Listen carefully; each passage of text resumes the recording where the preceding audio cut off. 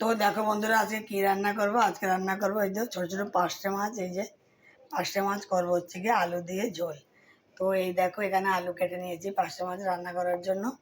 জিরে আদা বাটা দিয়ে পার্শে মাছের ঝোল করব আলু দিয়ে। আর এই দেখো এখানে নুন হলুদ দিয়ে এখন মাছগুলোকে মেখে ভেজে নেব।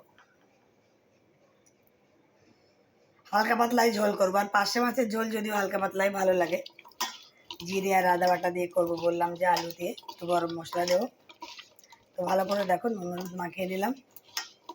এই গরমে তো রিচ খাবার খাওয়া যাচ্ছে না, তাই জন্য পাতলা পাতলা ঝোলই।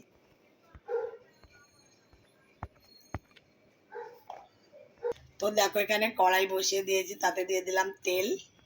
তো তেল গরম হয়ে গেছে, আমি দিয়ে দেবো মাছ। এই ছোট ছোট দেশি পার্শে মাছগুলো কিন্তু খেতে খুবই ভালো লাগে বন্ধুরা। কারা কারা খেতে পছন্দ করে অবশ্যই কমেন্ট করে বলবে।